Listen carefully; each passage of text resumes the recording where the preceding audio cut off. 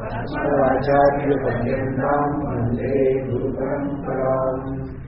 ओम भद्रं कर्णे विष्णुयामदेवाः भद्रं पश्येमाक्षभिर्यजत्राः स्थिरैरङ्गैः सुष्ठुवागुंसस्तनूभिः यशेमदेवहितं यदायुः। स्वस्ति न इन्द्रो वृद्धश्रवाः स्वस्ति नः पूषा विश्ववेदाः स्वस्ति नस्ताक्षो अरिष्टनेमिः स्वस्ति नो बृहस्पतिर्दधातु। ओम शान्ति शान्ति शान्तिः। सप्रयोजनता तेषाम् स्वप्ने विप्रतिपद्यते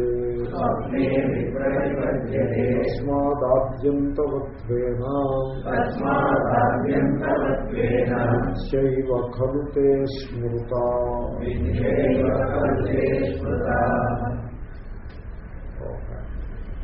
సో జాగ్రత్తావస్థ అభిమాని విశ్వ, స్వప్నావస్థాభిమాని తైజస. విశ్వడు తైజస్సునిలో విలీనమవుతాడు.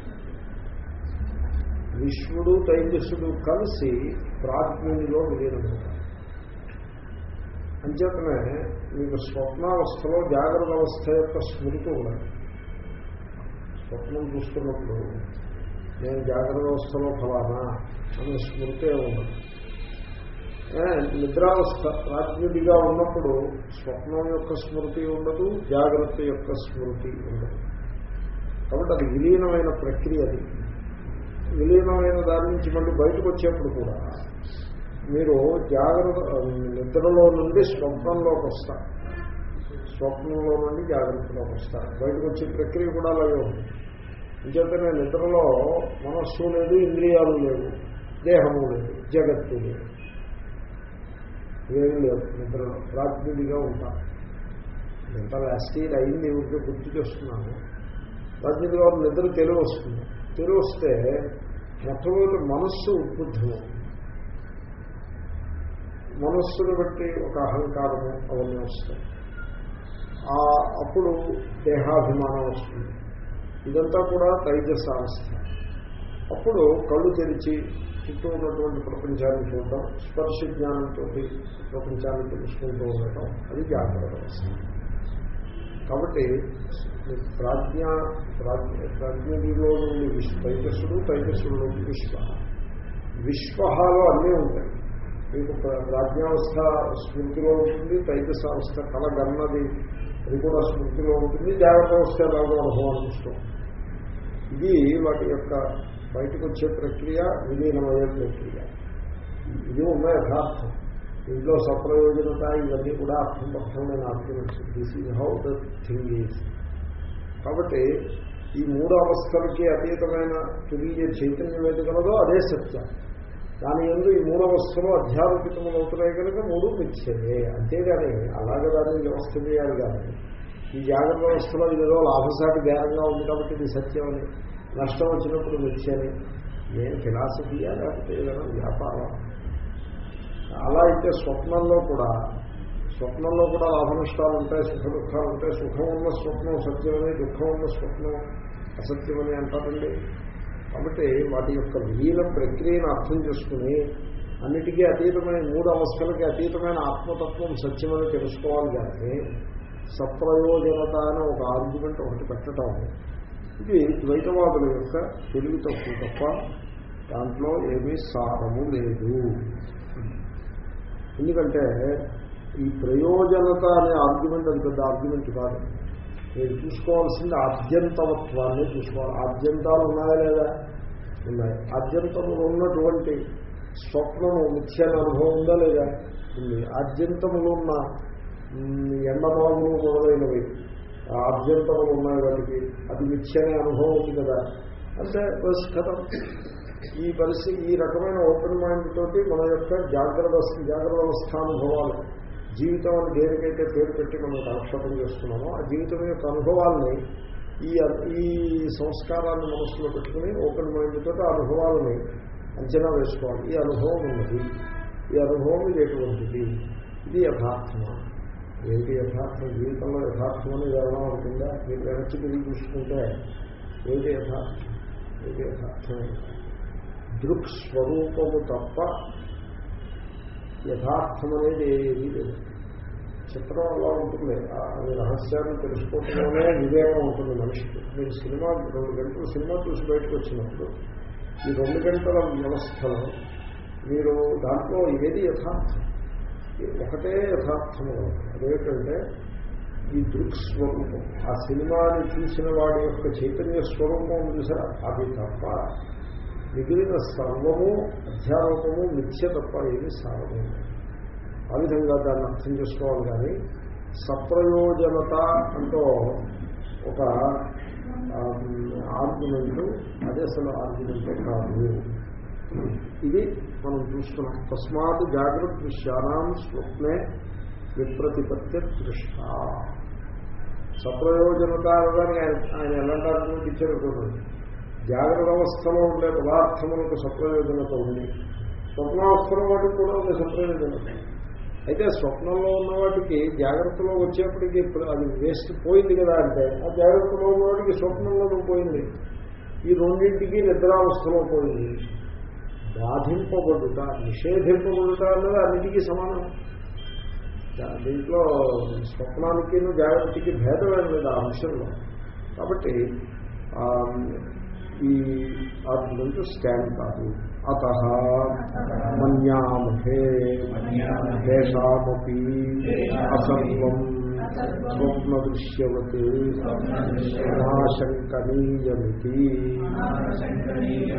ఇది చూసాం, ఇంతవరకు చూసాం. తస్మాత్ ఆద్యంతవత్వం ఉభయత్ర సమానం. కాబట్టి మీరు చూసుకోవాల్సింది ఆద్యంతవత్వాన్ని కానీ సప్రయోజనతని కాదు. ఎందుకంటే సప్రయోజనత స్వప్నంలోనూ ఉంది, సినిమాలోనూ ఉంది. ఇప్పుడు సినిమాకి వెళ్తా, సినిమాలో రసానుభూతి కలుగుతుంది, ఎంటర్టైన్మెంట్, వినోదం. ప్రయోజనం ఉండబట్టే కదా మీరు పైసలు ఇచ్చేది. లేకపోతే ఈ పైసలన్నీ తీసుకెళ్ళి వాడికి ఇవ్వడం, పైగా ఎండలో క్యూలో నిలబడి తోసేసుకుంటాం. వాడికి డబ్బులు ఇచ్చి, వాడికి డబ్బులు ఇవ్వడానికి తీసుకోవాలి, వాడికి డబ్బులు ఇచ్చేసేసి వాడు నేను తీసుకోవాలని తోసేస్తుంటే కూడా కాదప్పా తీసుకోవాలి, ఎందుకు ఇదంతా ఇవ్వటం ఎందుకంటే వినోదము అనే ఒక ప్రయోజనం సిద్ధిస్తుంది. సో సప్రయోజనతో ఉంది సినిమాకి. వినోదము అనే ప్రయోజనం సత్యమైపోతుందండి. మీ ప్రయోజనాన్ని బట్టి సత్యమైపోతుందా?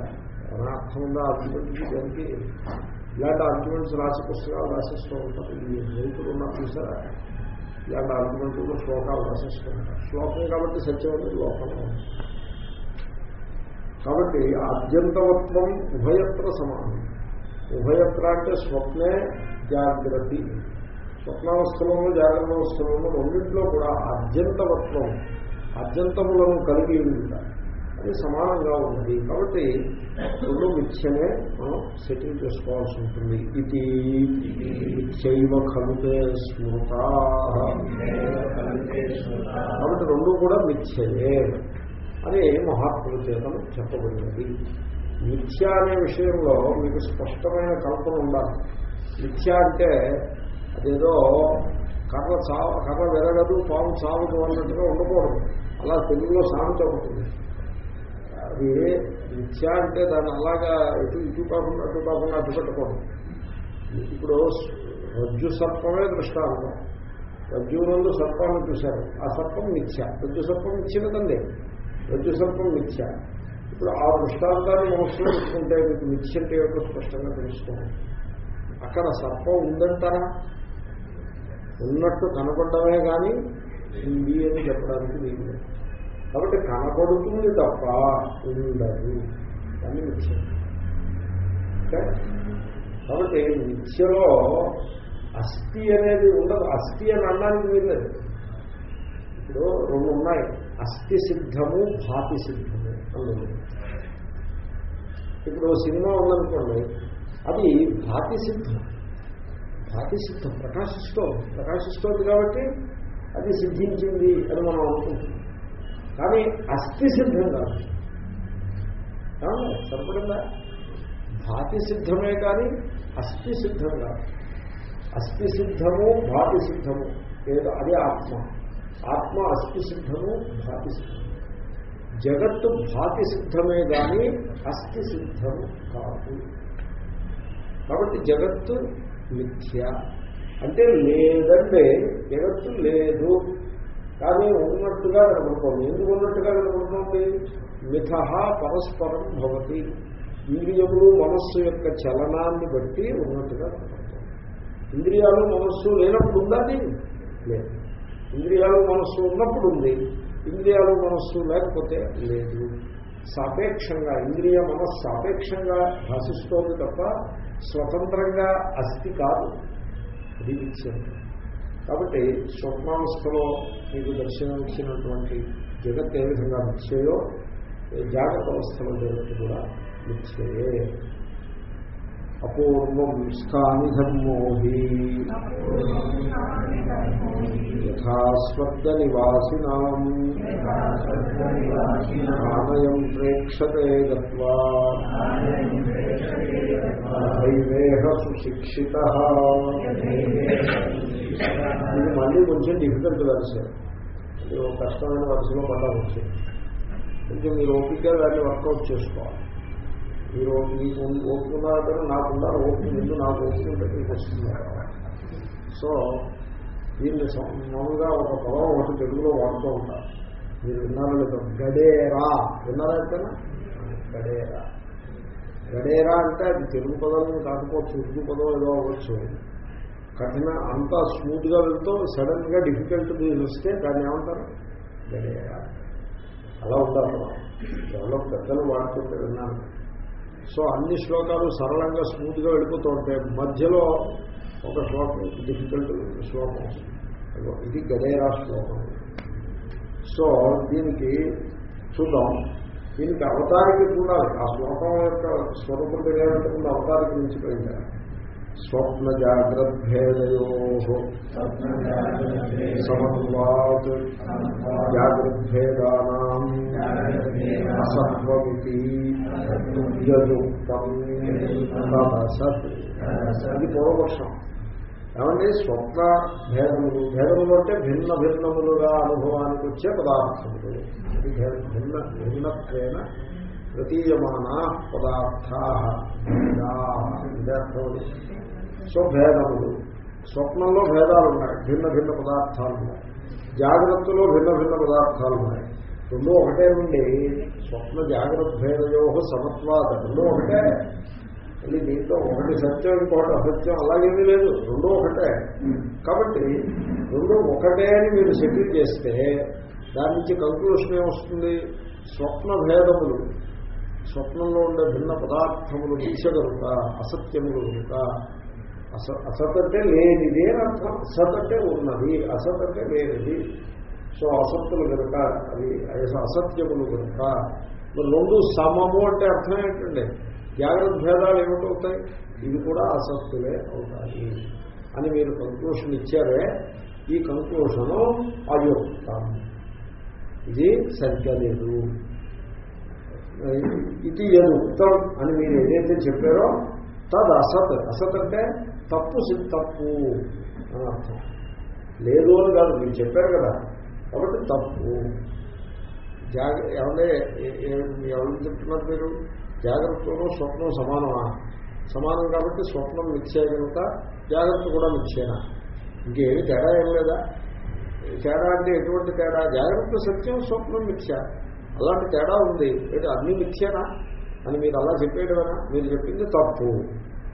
పూర్వపక్షం. తస్మాత్ ఎందువల్ల తప్పు చెప్పండి? దృష్టాంతస్య అసిద్ధత్వాత్.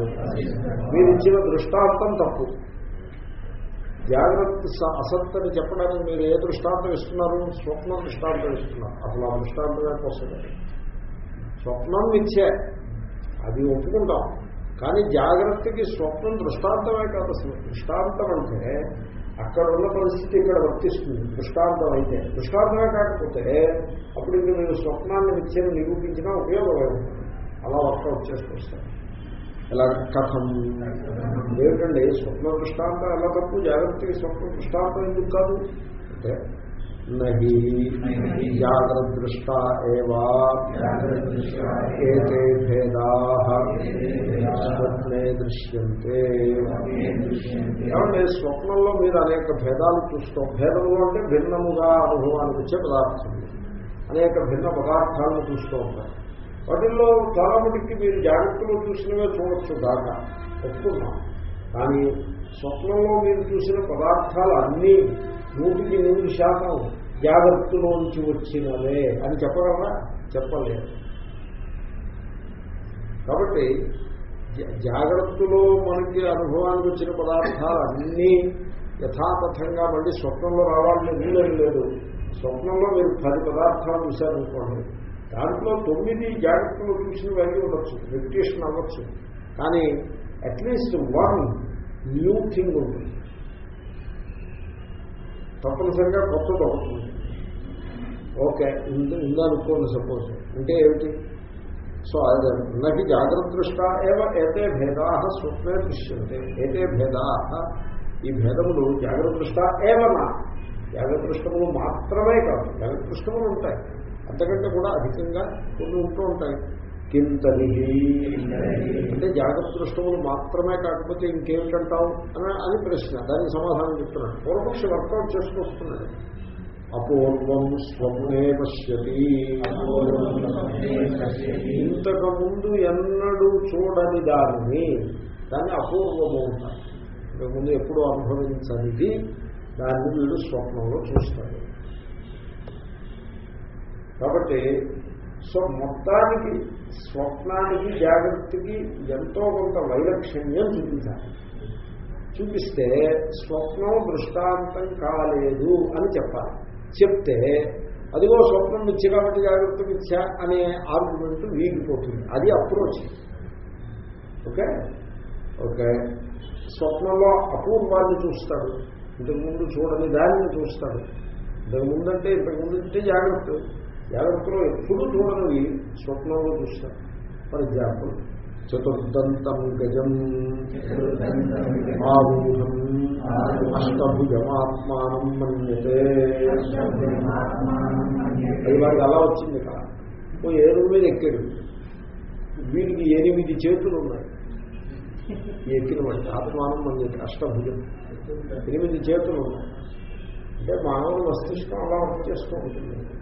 2 చేతులు మనకు ఉన్నాయనుకోండి, 2 చేతులు ఉంటే ఇంకో 2 చేతులు ఉంటే బాగున్నారో ఏదో ఉంటారు. Some idea.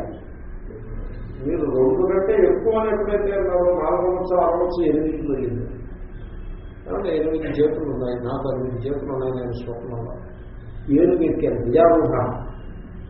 ఏనుగులు ఎక్కడం, ఆ రోజుల్లో గుర్రం ఎక్కడం, ఏనుగు ఎక్కడం, రథం ఎక్కడం, ఈ రోజుల్లో అయితే కారు ఎక్కడం, తర్వాత విమానం ఎక్కడం, అలాంటిది అనమాట విజయారూఢులు. ఆ విజయానికి 4 ఉంటాము.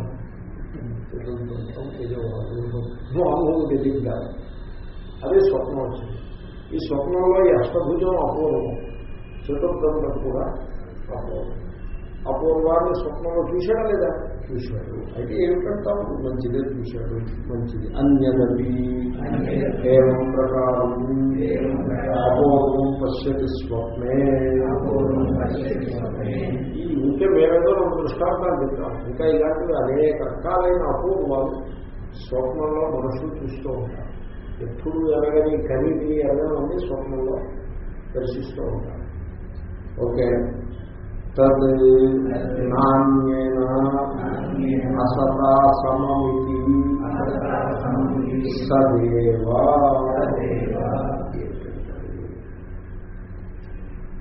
తత్ నాణ్యేన అసతా సమమితి సదేవ. అతః దృష్టాంతః అసిద్ధః. ఇప్పుడు మీరు రజ్జు సర్పం ఉందనుకోండి. రజ్జు సర్పానికి అద్భుతాలు ఉంటాయి కాబట్టి అది మిథ్య అని అలా చెప్పచ్చు.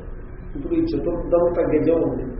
చతుర్దంత గజము ఇది అసత్తని ఎలా చెప్పగలుగుతుంది? ఎందుకంటే అసత్తని చెప్పాలంటే మరొక అసత్తును చూపించి అలాంటిదే ఇది కాబట్టి అసత్తు అని చెప్పాలి. మరొక అసత్తును చూపించి మీరు చూపించిన ఏం అసత్తును చూపిస్తారు? ఇప్పుడు చతుర్దంత గజము అదే అసత్తని చెప్పాలంటే మరొక అసత్తును చూపించాలి. మరొక అసత్తును ఏం చూపిస్తారు? రజ్జు సర్పాన్ని చూపిస్తారు. రజ్జు సర్పము మీకు అనుభవంలో ఉన్న సర్పం, మీకు తెలుసున్న సర్పాన్ని చూశారు. అపూర్వమా రజ్జు సర్పం? రజ్జు సర్పం అపూర్వం కాదు, రోజు చూసిన సర్పాన్ని చూశారు. కాబట్టి మీరు అసత్ అసత్ అసత్ ఇది మిథ్యా, ఇది లేనిది కనుగొనుతోంది అని చెప్పే దృష్టాంతాలను మీ చేతి ఇంతకుముందు పూర్వం చూడబడ్డవే మీకు అసత్తుల కింద తీర్పురాయి తప్పిస్తే ఎప్పుడు కని విని ఎరుగనిది మీరు చూచి అది అసత్త అయిన దృష్టాంతంగా ఉందని చెప్పలేదు. లేదు. సంపూర్ణ ఆర్గ్యుమెంట్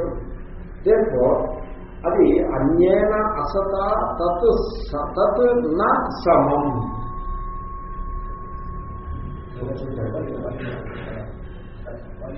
వాళ్ళు నేను అప్పుడప్పుడు అడ్మిస్ట్ చేస్తూ ఉంటాను, చాలా ఫైన్గా ఉంటున్నా. తత్ ఇంకొంచెం పరిశ్రమ కొంచెం కంట్రోల్ చేసుకోండి. తత్ అన్యేన అసత న సమం. ఇప్పుడు స్వప్నంలో మీరు కారు చూశారండి, అది మిథ్య. దానికి ఎందువల్ల మిథ్య? అద్యంతములు ఉన్నాయి కాబట్టి. అద్యంతములు ఉంటే మిథ్య ఉంటుందా అంటే చూడండి, ఈ రజ్జు సర్పం ఎలా అయితే మిథ్యయో అలాగే స్వప్నంలో చూసిన కారు మిథ్య అని చెప్పారు.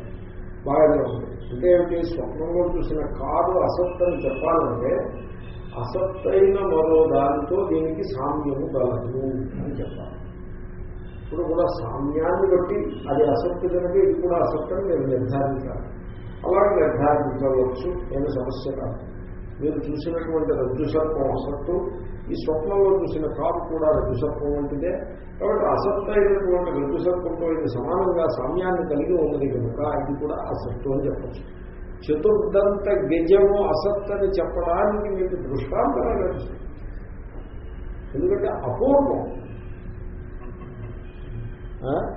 కాబట్టి అపూర్వమైన చతుర్దంత గజము అసత్ అని చెప్పడానికి మీకు సామ్యం పోలిక దేనితో పోలిక పెట్టి అపూర్వమైన చతుర్దంత గజం అసత్ అని చెప్తారు మీరు.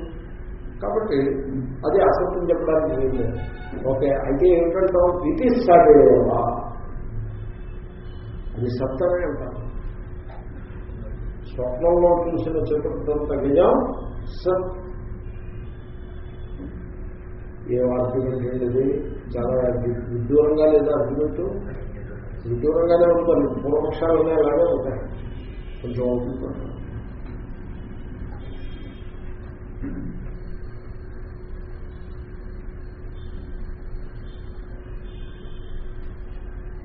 దృష్టాంతస్య సాధ్యవికల్పే సిద్ధే ప్రాగుప్త అనుమాన అనుపపత్తి ఫలితమాహ.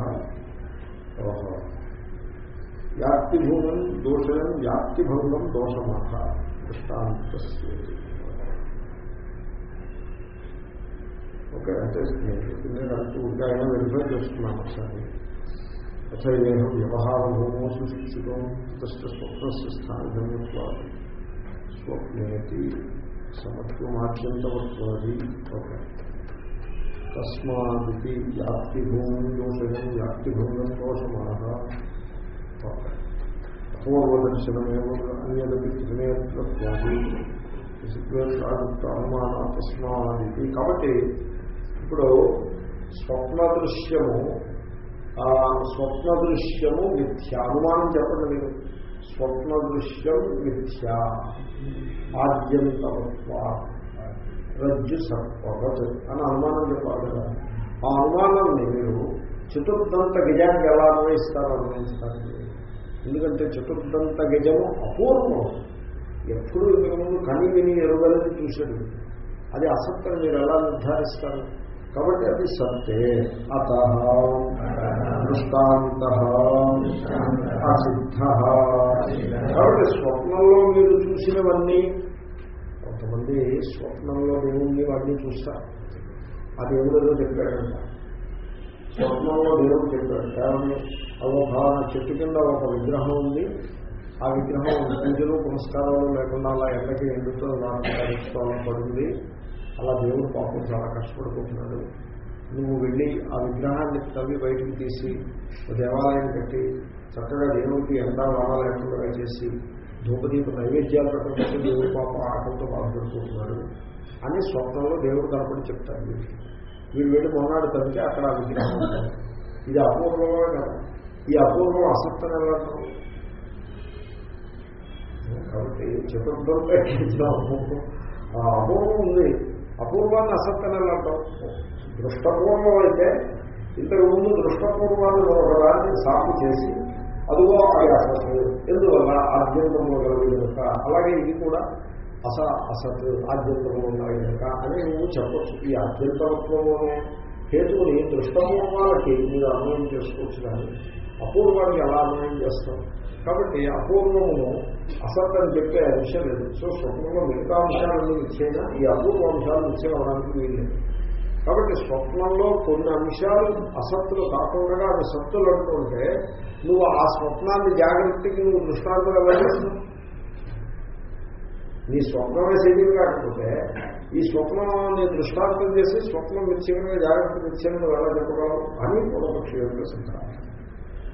అత దృష్టాంత అసిద్ధ, నీ స్వప్న దృష్టాంతము సిద్ధించదు. ముందు అసలు దృష్టాంతమే సిద్ధించకపోతే ఇప్పుడు ఉదాహరణకి దృష్టాంతం సిద్ధించని దానికి దృష్టాంతం చెప్తున్నా, దానికి ఎగ్జాంపుల్ చెప్తున్నా. పర్వతో బంధిమాన్ ధూమాత్ యథా జలాశయ అన్నాను. పర్వతము ముందు నిప్పుగలదు, ఎందువల్ల ధూమం వస్తుంది కాబట్టి. ఓకే, దృష్టాంతం చెప్పంటే జలాశయం, చెరువులో ధూమం లేదు. చెరువులో ధూమం లేకపోతే చెరువు ధూమము కలిగిన దృష్టాంతం కానీ కాదు. కాబట్టి దృష్టాంతమే ఎగిరించకపోతే మీ కంక్లూషన్స్ అన్నీ అవుతాయి, పోతాయి. కాబట్టి ఇక్కడ దృష్టాంతం అసిద్ధం. స్వప్నంలో సర్వము మిథ్య అయితే అది జాగ్రత్తకి మిథ్యాత్వానికి దృష్టాంతంగా మీరు చెప్పచ్చు. స్వప్నంలో సర్వం మిథ్య కాదు, అపూర్వాలు ఉన్నాయి, అవి మిథ్య కాకపోవచ్చు. అవి మిథ్యం చెప్పే హేతు లేదు, కాబట్టి మిథ్యం నిరూపించడం కూడదు. కాబట్టి స్వప్నం సర్వాత్మన మిథ్యాన్ని తేలేదు. అటువంటి సందర్భంలో ఆ స్వప్నం దృష్టాంతం ఎలా అవుతుంది? మిథ్యాత్వానికి దృష్టాంతం కాదు. తస్మాత్ స్వప్నవత్ జాగరితస్య అసత్వం నిత్యయుక్తం. కాబట్టి స్వప్నం మిథ్య, జాగ్రత్త స్వప్నం లాంటిది, స్వప్న సమము, కాబట్టి జాగ్రత్త కూడా మిథ్య అని మీరు సంతోషం చేయడానికి వీల్లేదు. స్వప్నము పూర్ణంగా మిథ్య అని మేము ఒప్పుకోము. స్వప్నంలో అపూర్వాలు ఉన్నాయి కనుక అది మిథ్య అవడానికి, అపూర్వంలో మిథ్యను నిరూపించేటువంటి పరిస్థితి లేదు. టెక్నికల్గా చెప్తాను. ఈ టెక్నికాలిటీ కరస్పాండింగ్ లౌకిక దృష్టాంతాలు ఉంటాయి. నేను చెప్పాను ఆల్రెడీ. లౌకిక దృష్టాంతం, దేవుడు కనబడి దేవాలయం కట్టమన్నాడని, గురువు గారు కనబడి మంత్రోపదేశం చేశారని, వెళ్ళి వీడి మనస్సే గురువు. అది అలాగా ఏదో చెప్తారు. గురువు గారు కొంతమంది గురువు గారు స్వప్నంలో కనబడడం కోసం వేచి ఉంటారు. గురువు గారు దేహత్యాగం చేశారు. దేహత్యాగం చేసి కూడా ఇంకా అలాగే ఉన్నారు, ఎక్కడో ఉన్నారు, గాలిలో ఉన్నారు. గాలిలో ఉన్నారంటే అది గురువు గారి మహిమ అనుకుంటారు. గురువు గారి మహిమలు అవుతుంది. ప్రేత శరీరంతో ఉండటము అది గురువు గారికి బంధం అవుతుందా, మహిమ అవుతుందా? కాదు, అది మళ్ళా గాలిలో ఉన్నారు, ఎక్కడో ఉన్నారు. ఎప్పుడో వచ్చి నాకు స్వప్నంలో కనపడి చెప్తారు. అంటే స్వప్నంలో కనపడి చెప్పారంటే అది స్వప్నం సత్యమే కానీ అసత్యం లేదు. మామూలుగా స్వప్నంలో మామూలుగా రోడ్డు మీద తిరిగినట్టుగా జాగ్రత్త ఉంటే అది స్వప్నంలో వస్తే కూడా ఆ మాటకి అసత్యం ఒప్పుకుంటాం. కానీ ఇలాంటి అపూర్వం కూడా అసత్యం అని అసలు దృష్టాంతాన్ని వాళ్ళు ఒప్పుకోకపోతే ఇంకా మీకు జాగ్రత్త వ్యవస్థకి దృష్టాంతమే లేకుండా పోతుంది. అప్పుడు జాగ్రత్త వ్యవస్థ సత్యం చూడండి, ఎలాగో వాడి జాగ్రత్త వ్యవస్థ సత్యం నిలబెట్టుకోవాలి. ఎందుకంటే జాగ్రత్త వ్యవస్థ సత్యం కాదనుకోండి, ఎవరి కష్టాలు పడుతుంటాయి. ఇప్పుడు బిజినెస్ మ్యాన్ దగ్గరికి వెళ్ళి జాగ్రత్త వ్యవస్థను ఇచ్చేవాళ్ళనుకోండి, వాడి బిజినెస్ వాడి ప్రాఫిట్స్ వాడిని ఇచ్చేస్తే వాడికి పడుతూ. అలాగే ప్రియురాలని ప్రేమిస్తున్న ప్రియుడు ఉంటాడు. వాడు ఎప్పుడో ఏదో లవ్ అని ఇదని అదనే వెంటదలాడి ఆ లవ్ ఏదో దాని చుట్టూ కథలో ఉంటుంది. దాన్ని ముందుకు తీసుకెళ్లే ప్రయత్నంలో వాడు ఉంటే వాడు వెళ్ళి ఇదంతా మిథ్యరా అన్నట్లయితే వాడికి అంగీకారం కాదు. వాడికి సంబంధం లేని మిథ్యంటే కాకపోతే తలకాయ ఉండడానికి అభ్యంతరం లేదు. కానీ వాడు దాంట్లో ఇన్వాల్వ్ అయ్యే సందర్భంలో అది మిథ్యంటే అది కూడా అలాగే దేవుడు కనుకుంటాడు, నాకేమో దేవాలయం కట్టుకున్నాడు, నేను కడుతున్నాను అని ఆయన చందాలు వసూలు చేస్తూ పెద్ద దేవాలయం కట్టేస్తూ ఉంటాను. వాటి దగ్గర స్వప్నం మిథ్య అంటే వాళ్ళకి ఎలా అవుతుంది? వాళ్ళకి ఒళ్ళు మండిపోతుంది. సో ఈ ద్వైత వాళ్ళు కూడా అలాగే స్వప్నం ఈ జగత్తు మిథ్య అంటే ద్వైత వాళ్ళకి వాళ్ళకి ఎలా అనిపిస్తుందంటే ఒంటికి కారణం రాసినట్టుగా ఫీల్ అవుతుంది. జగత్తు సత్యం, దేవుడు పైన ఉన్నాడు, మనం దాసులం, ఆ దేవుడికి మనం పూజ చేస్తూ ఉంటాం. పోనీ పూజ చేసుకోవచ్చు కదంటే మళ్ళీ ఇంటర్మీడియట్గా పూజ చేయాలి. ఆయన గురువుగా ఇంటర్మీడియట్గా పెట్టుకుని పూజ చేయాలి. ఆయన ద్వారానే చేయాలి. ఇది మీ ముందు తెలుసుకున్నా ట్రూ గురువు ఓన్లీ విష్ణు. ఆయన రికమెండ్ చేయాలి. ఆయన రికమెండ్ చేయకపోతే దేవుడు కూడా మోక్షం. రాష్ట్రపతి అవార్డు కావాలనుకోండి, స్టేట్ గవర్నమెంట్ వాళ్ళు రికమెండ్ చేయాలి. నేను పెద్ద జగత్తంత పండితులు, నేను నాకు రాష్ట్రపతి ఎందుకు అవార్డు ఇవ్వడం అంటే రాష్ట్రపతి ఇవ్వడం. ఒకవేళ రాష్ట్రపతి మీ దగ్గర పాఠం చదివిన సందర్భం ఉన్నా కూడా ఇవ్వలేడు. ఎందుకంటే స్టేట్ గవర్నమెంట్ రికమెండ్ చేయాలి. నిజంగా ఆ రికమెండేషన్ వెళ్ళాలి. అంటే వీళ్ళు ఎవరో పడుతుంది ఏమయ్యా ఆయన ఇవ్వడానికి సిద్ధంగా ఉన్న రికమెండేషన్ చేయాలంటే వీళ్ళు చేస్తే అయ్యేది. అలాగే గాడ్లను కూడా అలాగే ఉంటుంది. వీళ్ళైతే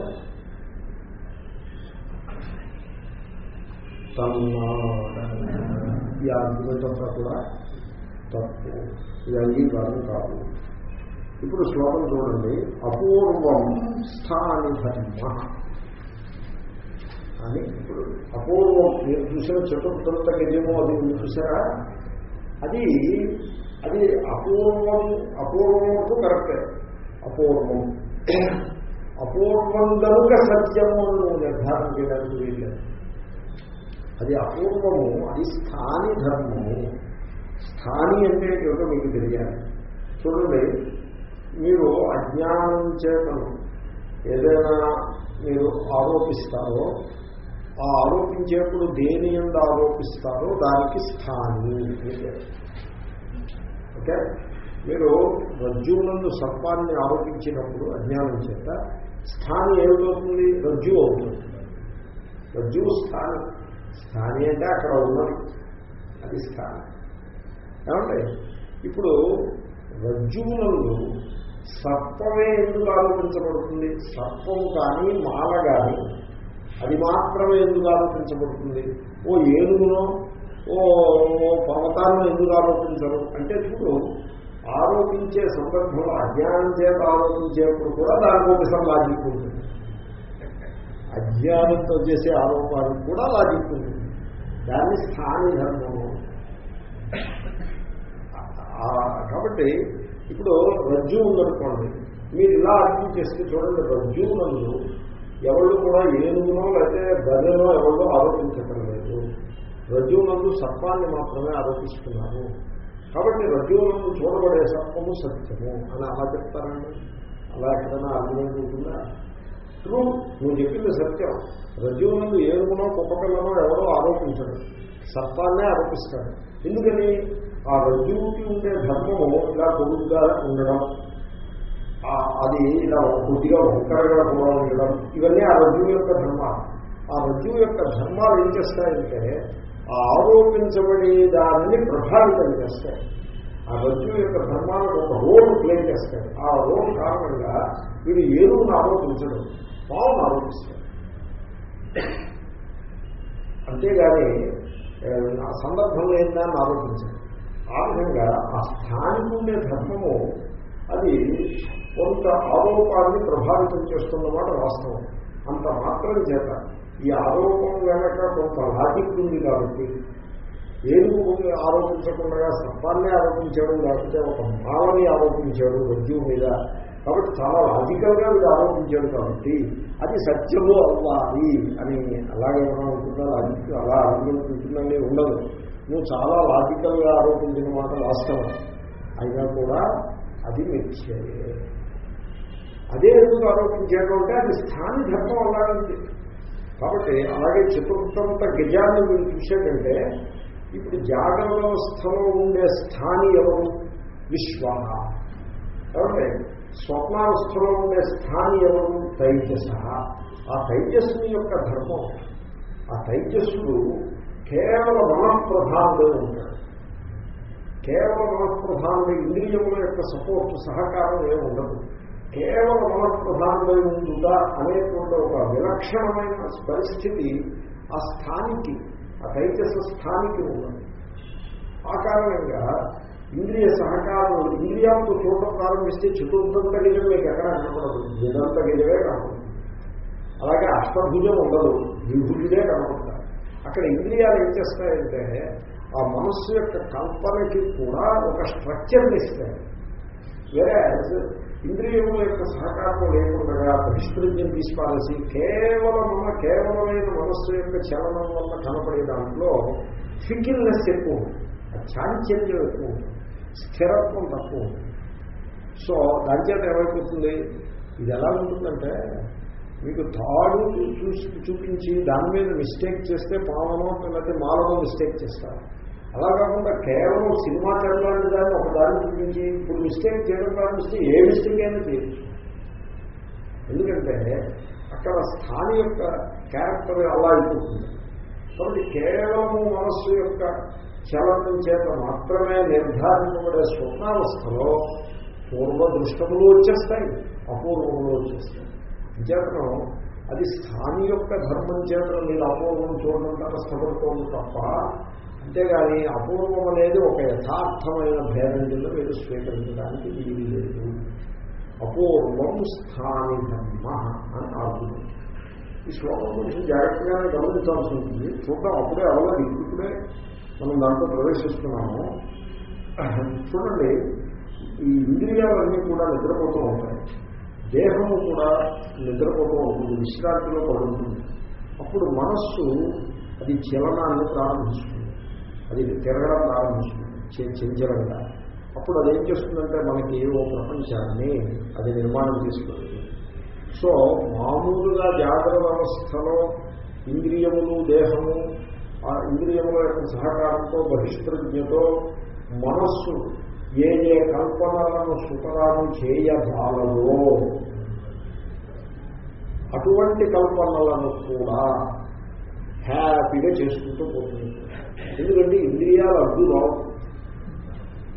రెండు దంతాలను చూడాలంటే ఇంద్రియాల సహకారంతో రెండు దంతాలను చూస్తుంది మనస్సు. ఇప్పుడు మీకు నేను ఇలా చెప్తున్నాను కదా, మీరు ఓపెన్ మైండ్తో అర్థం చేసుకోవడం కలిగితే దేవుడు వచ్చి నాకు గుడి కట్టమని జాగ్రత్త అవస్థలో చెప్పడం. ఈ దిక్కుమాల దేవుడు ఉన్నాడే వీడు జాగ్రత్త అవస్థలో ఎప్పుడూ చెప్పడం. ఎందుకంటే జాగ్రత్త అవస్థలో చెప్పాలంటే ఇక్కడ దేహం ఉంది, కళ్ళు ఉన్నాయి, చెవులు ఉన్నాయి, అందరూ ఉన్నారు, చూస్తున్నారు. ఇప్పుడు దేవుడు వచ్చి చెప్పాలంటే ఎలా చెప్తాడు? చెప్పడు. ఏమండి, చక్కగా నిద్రలో వెళ్ళిపోతే ఈ దేహం అడ్డు రాదు, చుట్టుముట్టు వాళ్ళు ఎవరు అడ్డు రాదు. ఈ ఏమిటంటే అలా చెప్తుంది, మాట ఎవరికి నిలబట్టలేదు, నీకు మాత్రమే నిలబడుతున్నాడు ఎవరిలో అని అడ్డు ఎవరు రాదు. తర్వాత మనస్సు కల్పన చేద్దామంటే నేత్రాలు అదే అలాగే కనపట్టలేదే అని నేత్రాలు అడ్డు వస్తాయి. మళ్ళీ దాంట్లో పూర్వపక్షం అంటే అవుతున్నారు, అపోజిషన్ పార్టీ అవుతుంది. దేవుడు జాగ్రత్త అవస్థలో చెప్పాడు అనుకోండి, వినపడాలి, ఈ చెవులతో వినపడాలి కదా. ఎక్కడ వినపడతాం? ఇంకే బస్సులు, రైళ్లు ఆ పూటలు వినపడుతున్నాయి అనిపిస్తే దేవుడు చెప్పి ఎక్కడ వినపడతాం? నేను వినపడతాను. కాబట్టి జాగ్రత్త అవస్థలో చెప్పడు దేవుడు ఎప్పుడు కూడా. ఆ దేవుడు కూడా వీళ్ళు నిద్రపోతుంటే స్వప్నావస్థలోనే చెప్తాడు. మీకు స్పిరిట్ ఆఫ్ ది ఆర్గ్యుమెంట్ వచ్చేసిందా? అది సంగతి, దాని రహస్యం అది. కాబట్టి అది మనస్సు ఒక కథను చెప్తుంది. మనస్సుకి ఇంద్రియముల యొక్క మీరు అక్కడ వెళ్ళి కూర్చున్నారు, మీరు దాన్ని అడ్జస్ట్ చేసుకోవాలి. కాబట్టి మనస్సుకి దానికి పగ్గాలు ఉండవు. ఇంకా ఎలాంటి కల్పన కావాలంటే అలాంటి కల్పన చేసుకోవచ్చు. దాని ఇష్టమే. మనసు భద్రాచలం అంటారు చూడండి, అలా ఇష్టం వచ్చిన కల్పన చేసుకోవచ్చు. అలా అంటారు ఎక్స్ప్రెషన్, అదేమిటో గంగారు ఉండేది. సో అది అపూర్వం స్థాది ధర్మ. కాబట్టి జాగ్రత్త వ్యవస్థలో మనస్సు కల్పిస్తుంది. కల్పించేప్పుడు విదంత గిజాన్ని మాత్రమే కల్పిస్తుంది. దానికి మనస్సులో ఆ సంస్కారం ఉంటుంది. ఎంతసేపు నూతన కొత్త విడ్డూరమైన సంగతులను కల్పించాలి అనే ఒక సంస్కారం ఉంటుంది మనస్సులో. ఆ ఉన్నవాడికి ఇలాంటివి కనపడతాయి, ప్రతివాడికి కనపడవు. కాబట్టి మీకు అపూర్వ కనపడదు కాబట్టి అదో సత్యవంతులే, బుద్ధివంతుడే. అది మిథ్యయే, ఆద్యంతం వల్ల ఉన్నది కాబట్టి అది మిథ్యయే.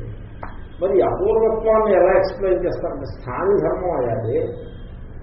అది ఆ స్థాని అంటే తైజస్సుడు అనే ఒక విశిష్టమైన స్థానంతో కండిషన్ అయి ఉన్న చైతన్యం, అది స్థానం. ఆ కండిషనింగ్ యొక్క పరిస్థితి అటువంటిది.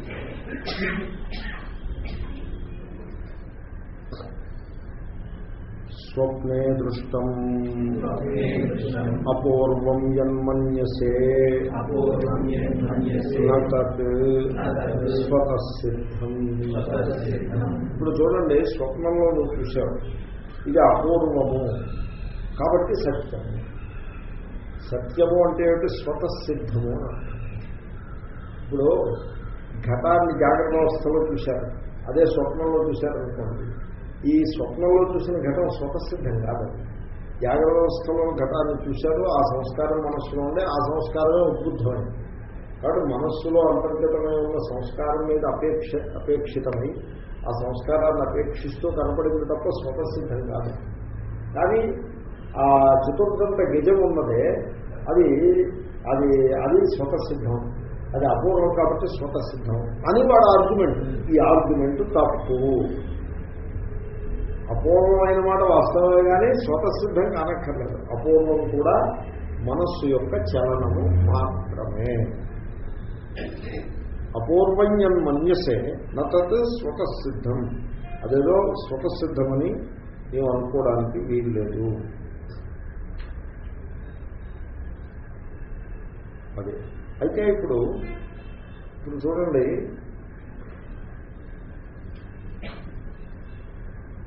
ఇప్పుడు ఆత్మ గలము. సో ఆత్మ అద్వయ పరబ్రహ్మయే.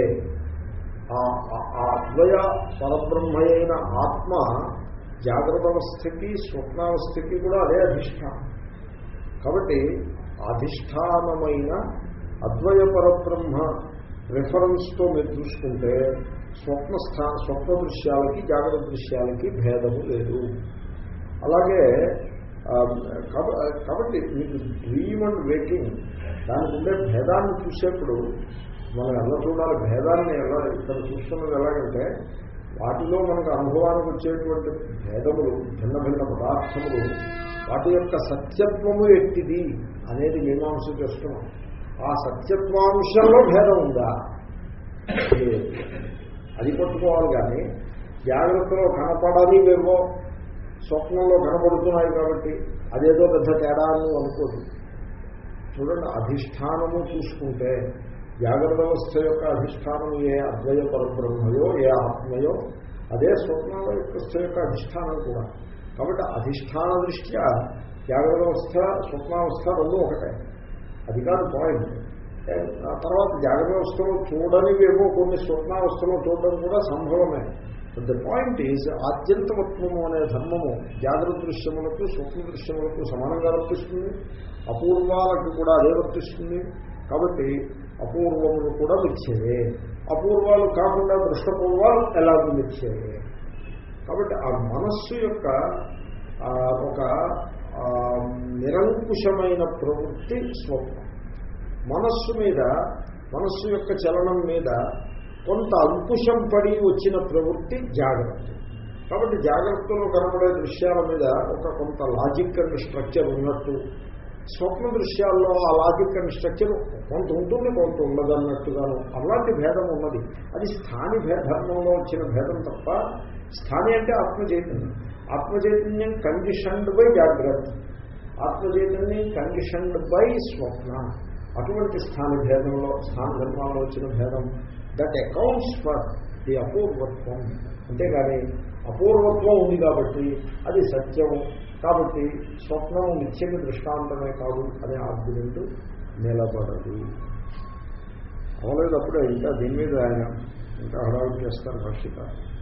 కిం తరిహి అపూర్వం స్థాని ధర్మో హి స్థానినో దృష్టురేవ హి స్వప్నస్థానవతో ధర్మః.